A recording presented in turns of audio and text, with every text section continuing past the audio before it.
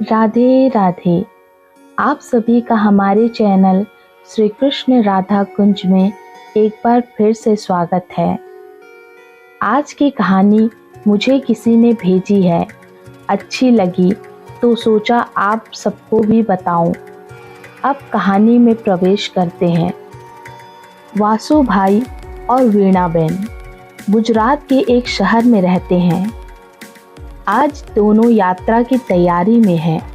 3 दिन का अवकाश जो मिला है, पेशे से ये चिकित्सक हैं, लंबा अवकाश नहीं ले सकते, परंतु जब भी 2-3 दिन का अवकाश मिलता है छोटी यात्रा पर निकल जाते हैं। आज उनका इंदौर उज्जैन जाने का विचार था। दोनों जब साथ साथ मेडिकल कॉलेज में पढ़ते थे, वहीं पर प्रेम अंकुरित हुआ और बढ़ते बढ़ते वृक्ष बना। दोनों ने परिवार की स्वीकृति से विवाह किया। 2 साल हो गए, उनकी कोई संतान नहीं, इसलिए यात्रा का आनंद लेते रहते हैं। विवाह के बाद दोनों ने अपना निजी अस्पताल खोलने का फैसला किया। बैंक से लोन लिया। वीणा बहन स्त्री रोग विशेषज्ञ और वासु भाई डॉक्टर ऑफ मेडिसिन है, इसलिए दोनों की कुशलता के कारण अस्पताल अच्छा चल निकला। यात्रा पर रवाना हुए। आकाश में बादल घुमड़ रहे थे। मध्य प्रदेश की सीमा लगभग 200 किलोमीटर दूर थी। बारिश होने लगी। मध्य प्रदेश सीमा से 40 किलोमीटर पहले छोटा शहर पार करने में समय लगा। कीचड़ और भारी यातायात में बड़ी कठिनाई से दोनों ने रास्ता पार किया। भोजन तो मध्य प्रदेश में जाकर करने का विचार था, परंतु चाय का समय हो गया था।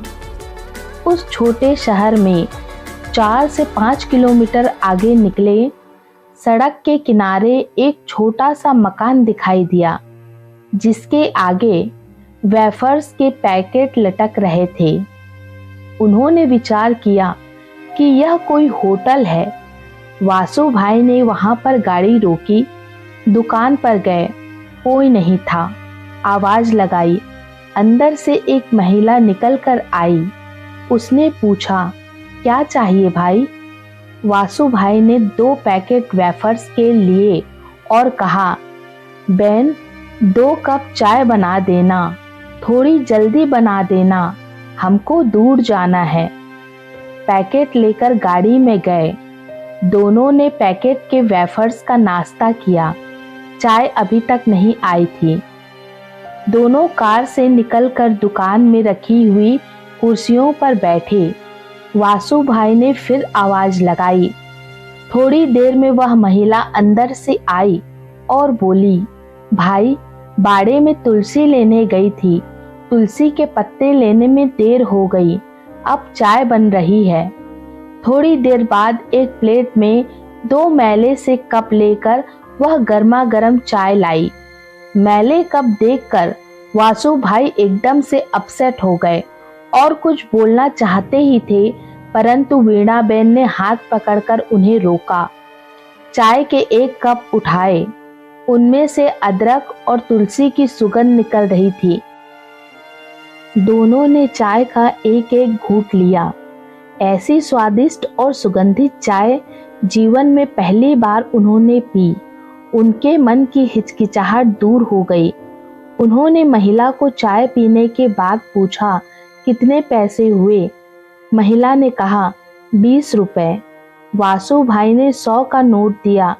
महिला ने कहा कि भाई छुट्टा नहीं है, 20 रुपए छुट्टा दे दो। वासु भाई ने 20 रुपए का नोट दिया। महिला ने 100 का नोट वापस किया। वासु भाई ने कहा कि हमने तो वेफर्स के पैकेट भी लिए हैं। महिला बोली, यह पैसे उसी के हैं, चाय के नहीं। अरे चाय के पैसे क्यों नहीं लिए? जवाब मिला, हम चाय नहीं बेचते हैं साहब, यह होटल नहीं है। फिर आपने चाय क्यों बना दी?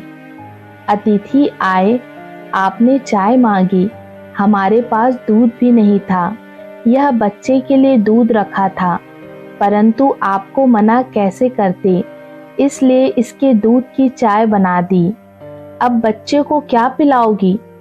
एक दिन दूध नहीं पिएगा तो मर नहीं जाएगा।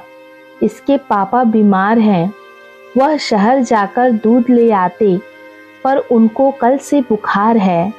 आज अगर ठीक हो गए तो कल सुबह जाकर दूध ले आएंगे। वासु भाई उनकी बात सुनकर सन्न रह गए। इस महिला ने होटल ना होते हुए भी अपने बच्चे के दूध से चाय बना दी, और वह भी केवल इसलिए कि मैंने कहा था। अतिथि रूप में आकर संस्कार और सभ्यता में महिला मुझसे कहीं आगे निकली। उन्होंने कहा कि हम दोनों डॉक्टर हैं, आपके पति कहाँ हैं? महिला उनको भीतर ले गई। अंदर गरीबी पसरी हुई थी। एक खटिया पर सज्जन सोए हुए थे, बहुत दुबले पतले थे। वासु भाई ने जाकर उनके माथे पर हाथ रखा। माथा और हाथ गर्म हो रहे थे और कांप भी रहे थे। वासु भाई वापस अपनी गाड़ी में गए, दवाई का अपना बैग लेकर आए, उनको 2-3 टैबलेट निकाल कर खिलाई और कहा, इन गोलियों से इनका रोग ठीक नहीं होगा। मैं पीछे शहर में जाकर इंजेक्शन और दवाई की बोतल लेकर आता हूँ। मीणाबेन को उन्होंने मरीज के पास बैठने को कहा। गाड़ी लेकर गए।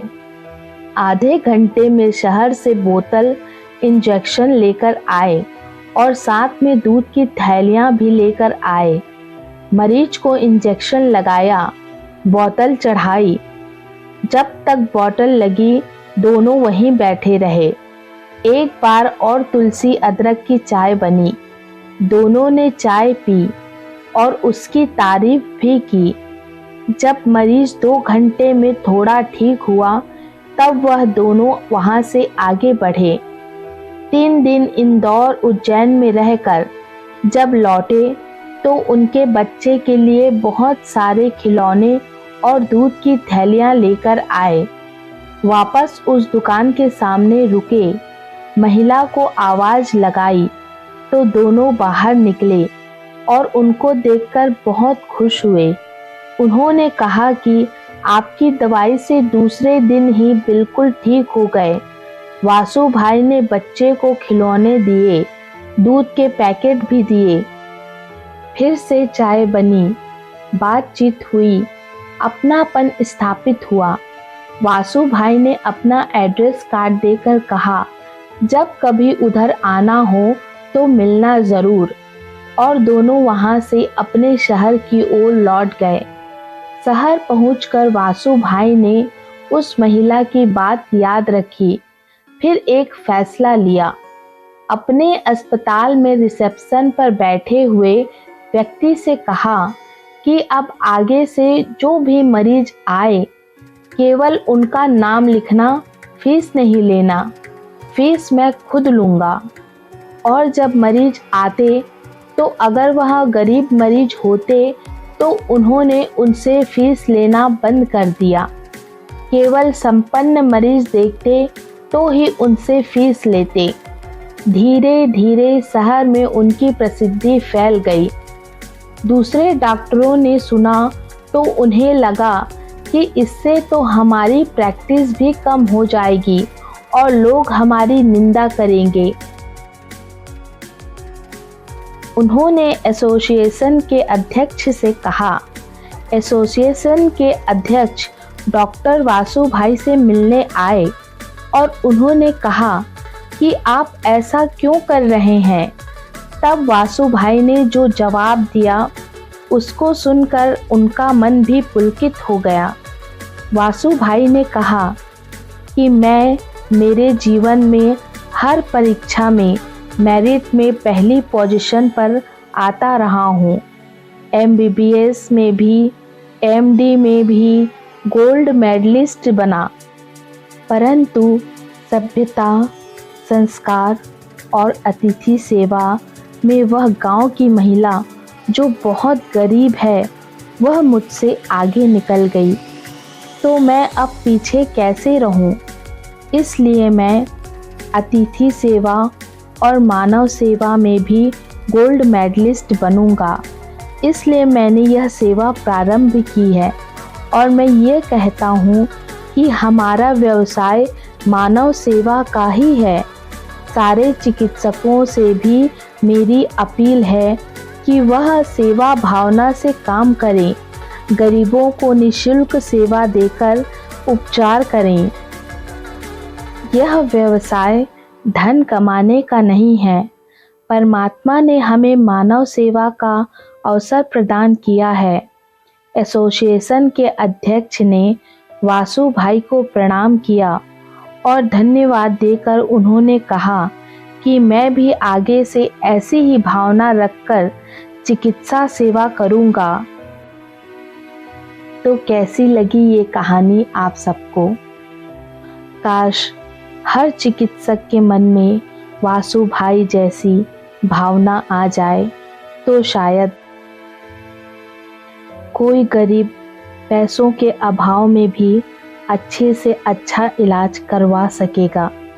हमें जीवन में कभी भी कहीं भी सीख मिल सकती है।